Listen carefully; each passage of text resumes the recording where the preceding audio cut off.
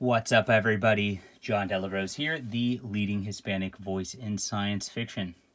Ever since I did the Marvel Universe by Rob Liefeld omnibus review, I've gotten requests to do X-Force.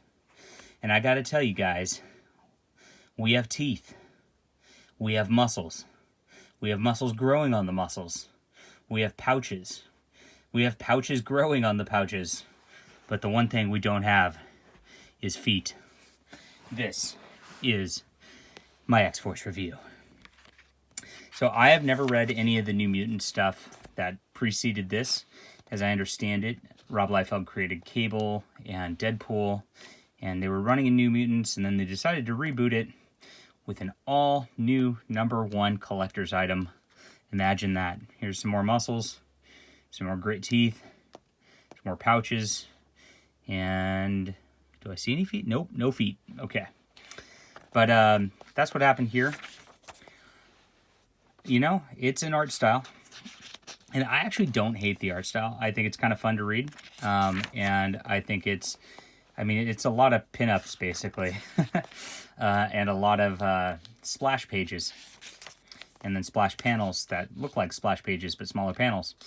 Not a lot of detail in the backgrounds. And that's fine. You know what's going on a little bit. The story's really light. Cable is hunting down mutant terrorists led by this Strife guy. I really dislike the turning the comic pages sideways thing that they were experimenting with for a while, but they were experimenting at this time. So it is its own thing. He's got a band of mutants, as shown here, and they fight. They train and fight. They fight each other. They fight other people. There's other people fighting those people who are fighting. There's a lot of fighting. And that's what we'll get to in this, is that there's not a ton of story to this. If you like Rob Liefeld's art, I mean, you could see it. What's interesting is there are several people who inked these pages who were not credited for it. You can actually see a little bit of Eric Larson's inking, who is a friend of Rob Liefeld's. And you can see there's a guy, I think Brian Murray's his name, who did a bunch of the inking also. And it's a speed thing. And Rob Liefeld actually is really good at hammering out these quick stories, and that's why he got popular so fast. And, you know, it's got a lot of violence, got some boobs. That's what people wanted to read. So basically, Cable's got that fight going on. We got the Juggernaut. There's more Juggernaut. I mean, the Juggernaut looks awesome, not gonna lie. It's just splashes over and over and over again. But it also reads really fast, is the good news. So even though there's not a ton of story here, there's fighting. There's more fighting. Spider-Man joins in the fight. And then we get a crossover. This is a pretty neat crossover. Now, this crossover between Spider-Man and X-Force, actually this version is by Todd McFarlane, who crossed over here. Every page is laid out sideways for this as they take down the Juggernaut together. And basically, it's a thin plot where they're trying to, like, hold up some billionaires at the Twin Towers, and Cable and company hunt them down with the help of Spider-Man. Nice little pinup by Mike Mignola. This is beautiful. I actually love this right here. Oh my gosh. I love Mike Mignola. All right. And let's see. There's a couple other plot threads going on. S.H.I.E.L.D. is going to hunt down X-Force because they don't like X-Force's tactics. They think they're just as bad as the bad guys. And over the course of this, they're building up a team to fight X-Force. There is a group that's led by, gosh, I don't even remember the name. Oh, well. But basically, it's got Deadpool hunting down Domino, and Domino is kind of like a double agent, we think. There's a couple twisties at the end. Kind of some weird art here. And then it turns out that Sam is like this Eternal type of dude, and there's these Eternal type of dudes who want to hunt him down to make sure he never messes with their stuff. And Cable's trying to bring him up, because he understands in the future that he's going to be somebody important. This is really funny. You get these, there's just a couple of really funny panels right here. We get these hanging upside down naked but they got underwear, and she's got a boob cover. I don't understand the point of that. But Toad is trying to start up a new Brotherhood of Evil Mutants also for more fighting. So there's all these groups, and they just fight for the sake of fighting, it seems like. And that's the story here. We get a brief sojourn where Shatterstar teams up with Wolverine in Wolverine. This really doesn't have any bearing on the plot. There's like this mutant group, or this mutant hunting group that Shatterstar and Wolverine kind of stop. And it's a one-off by itself. And there's also the Marauders go in and fight X-Force also, because they just want to, like, they don't like, what's her name? The feral chick. What's her name? Is her name Feral? I don't even remember. Like I said, I haven't, her name is Feral. Okay, so like I said, I didn't read the New Mutants before this, so a lot of these characters are just like, who? There's a twist here that Strife is actually Cable also, which is actually the most interesting twist out of all of this. And we learn about that. This Domino ends up being a fake Domino, and she's sent to spy on the X-Force through all of this.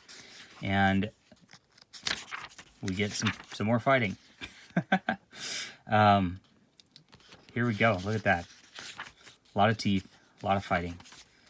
I don't know what else I could say, really. I mean, there's just not much to this book story-wise, and you see Rob Liefeld's art, and it is Rob Liefeld's art for sure. There's not much else to it. So here we get into issue 8. There's an actual storyline in issue number 8 a little bit, and Mike Mignola actually is a guest penciler here, which is absolutely stunningly beautiful. Rob Liefeld did the plots and breakdowns here. You know, if this was the team the whole way around, I would have loved it. But basically in here, Cable is going down, and he's hunting a bad guy with Domino. Gosh, I really love the Mike Mignola art. It's giving me pause here. Very cool thing. And what's happening is the mutants have attacked, and Cable's trying to wake up Sam because he's supposed to ascend into his godhood or whatever it is, and he's been sort of killed, and it's a very interesting plot line. And then he does finally wake up, and then there's more fighting. Is Rob Liefeld back, or has he stopped drawing altogether at this point? At some point, he just does not come back. Let's see. No, he doesn't. Okay. So Rob Liefeld just starts plotting all the issues at this point, and Rob Liefeld clones start drawing it.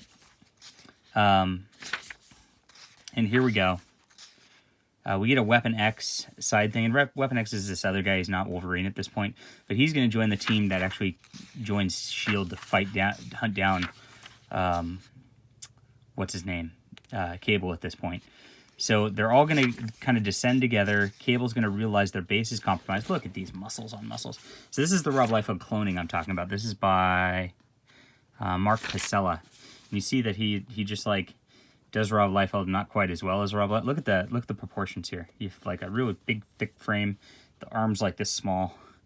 Just doesn't work out very well. Oh well. And Sam's back alive, as mentioned. And the Cable vows more revenge and more fighting. Look at the muscles on muscles on the muscles. Gosh, this is worse than a lot of stuff. Sorry, Mark Pacella, if you ever watch this. All right. It's not personal. It's just silly. Look at the Deadpool, even sillier. What is with this, like, frame? He's got no stomach. Where are his organs? Okay. X-Force has an annual, and this crosses over with Shattershot, where basically Shatterstar becomes this, like, emperor of this, like, old world. It's a part 4, and there's actually an omnibus of this, so I'm probably going to read this again in the context of the actual story, because it just comes out of nowhere in this, and it's a crossover with all the other series. So it looks like it's a pretty interesting plot, but I can't really tell without the others there. And then we get a backup in this annual, which is with Wiz, Kid, Artie, and Leech, which are, you know, young little X-Men. They have a crush on their teacher. Really cute. and end up finding out her boyfriend is spying on them and takes him down. Really cute backup. This is probably my favorite piece in the entire book. I would read more of that. Okay. And then we get a sort of Cable sort of dossier, Know Your Enemy. And Dan Slott actually wrote this. I don't know if this is Dan Slott's earliest Marvel writing, but he just kind of goes over all the villains that are in X-Force right now and all that. So now we get back into the main storyline. Domino's revealed finally at this point. They actually go and find out about her double agency. Deadpool fights her and takes her down. And X-Force eventually decides to abandon their base. Did they do that at this point? Not quite yet. And then we get a confusing shot in the next issue where Domino's being held. But wait a minute, didn't we just see Domino? I guess that's at the end of that issue. They don't actually explain it right away, but there's like real Domino and then there's fake Domino. And fake Domino's been with the X-Force this entire time, and Cable is going to hunt down these people who are bothering him. More fighting, and we get more fake Rob Liefeld. This isn't really loud. He's the plot at this point, but we get Mark Pacella still in the pencils, which is just, you know, it's not quite as good. It just is what it is. And we kind of wrap things up now. Now Mark Liefeld's completely off it entirely, and they go and they attack the S.H.I.E.L.D. representatives at this point, who have come into their base, and they blow up the base. Lots of splash pages. Yeah, Sasquatch is on the S.H.I.E.L.D. fighting Feral. You just get these like random fights, and there's the blow up. Pa-boom. Okay, and then there's more Domino tied down. So as you see, the plot doesn't even develop very fast. They just have fights in between the fights, and then they kind of develop the plot a little bit. Oof. All right, so we get another guest penciler at this point, who I think a Terry Shoemaker. I think he's a little better of an art. Yeah, much better art. Same sort of style again. S.H.I.E.L.D. really shows up now. Cable and Domino have taken off, and the team splits up at this point. X-Force is trying to get away from S.H.I.E.L.D., and it's kind of under Sam's lead now as this like Eternal guy. His weird Eternal guys keep attacking them and warn them not to interfere with their plans. And then we discover the real Domino. At least Cable discovers the real Domino at this point. And there it is. So same fight. Next issue. It's still going on. Greg Capullo now comes on, though. And Greg Capullo is the best art out of all of this. So it's actually nice to look at this finally on this last issue. He just draws some nice stuff. The fake Domino seemingly is killed. And Cable and Domino escape their clutches eventually. And the rest of X-Force escapes the other clutches eventually. And more standing around, more grit teeth. Even Greg Capullo just does kind of the same style at this point. They're all trying to ape that style. And that's it. Domino escapes. Cable's like, go find the rest of X-Force. And Domino's like, okay. And then they're like, what do we do now? And they're like, I don't know. And then apparently next it's going to go into Executioner's Song, the big crossover at this point. So what's my conclusion of all this? Not much. We've got some extras. We got a little joke page here. Interviews. Whew. Well, it was fast to read. That's all I gotta say. There was just not much to the plot, so you can kind of just skim through it real fast. You can get what's going on without really reading much, because there's not much going on. It's just a fight after a fight after a fight. The plot line's rough. The art, I don't mind Rob Liefeld's art so much. Like I said, there's a fun factor to it, which is cool. But it's there. You don't get a lot of sense of place. You don't get a lot of sense of detail and all that, other than the pouches and the muscles. So this is just a thing that's tough to read, and I hope Executioner's Song is better. That's all I got to say.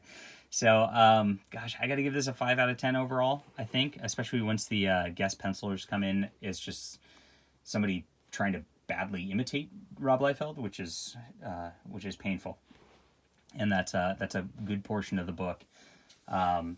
So that's it. I don't have much for this. Have you read the X-Force recently? What do you think? Does it hold up?